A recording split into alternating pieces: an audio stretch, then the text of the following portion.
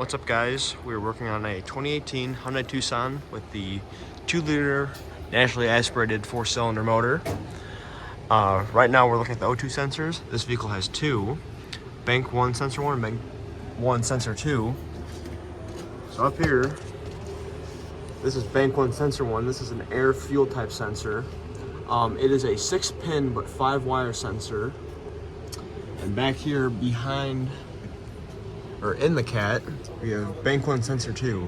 This one is a 4-wire sensor. So here's the wiring diagram for the O2 sensors. This one's a little bit special because bank 1 sensor 1 is a 6-terminal, but only has 5 wires. That is because the 4th terminal is the compensated resistance. That's just how it's made from Hyundai. And the second is just a normal 4-wire. Here we have the O2 sensor removed, and as you can see, this is definitely a lab vehicle. It's quite beaten up. It's got a few dents in her, and it's probably black from being started up and ran at idle, not actually warmed up. Other than that, it looks pretty good. And this has the 5 wires ran into it, like what Connor was saying.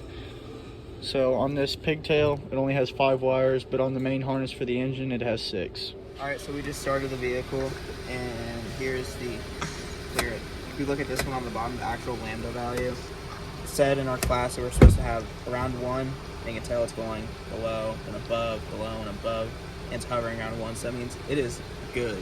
Good sense. Right. We have the scan tool hooked in, and here's the actual lambda value here. This one, and now Kent's going to unplug one of the cylinders. And if you look on this data stream right here, you can see that there's a spike, and it was trying to figure out what to do, and now it is compensating for the misfire. So we're going to tell you what lambda reading is. So your required lambda reading is about 1, and what that is when you go below 1, so like see it reads 199 whatever 87, that usually means it is a rich air fuel mixture. But if it goes above the 1, where it reads like 1.114 0114, that is a lean air fuel mixture, and it gets this reading off your O2 sensors, the air fuel mixture O2 sensor that we have on this vehicle. We're going to put propane in here, and as you'll see, the short-term fuel trim is reading about 0 right now. It kind of jumps around, so it's either adding fuel, it's -6, now it's taking away fuel, or it'll be adding fuel if it goes up above 0. So we're going to add propane to it, and we're going to see what happens to the reading. And as we add propane, you'll see that the number goes negative, and now we're all the way at -25. So that means it's taking away all the fuel to the fuel injectors and shutting them off. And so see now here our O2 sensor voltage is 0.95. So since we have a really rich mixture, the difference between the outside air oxygen and in the exhaust pipe is a lot different.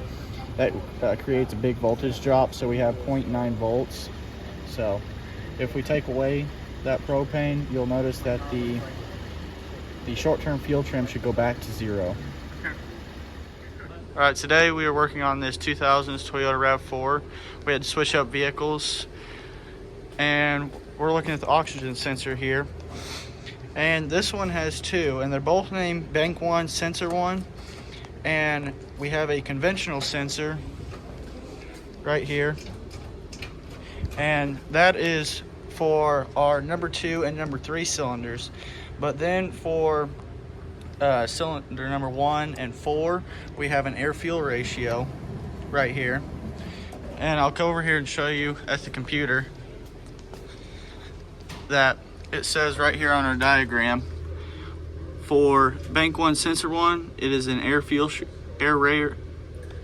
ratio sensor, and then there's also a heated oxygen sensor. So we have a conventional and an air fuel ratio sensor.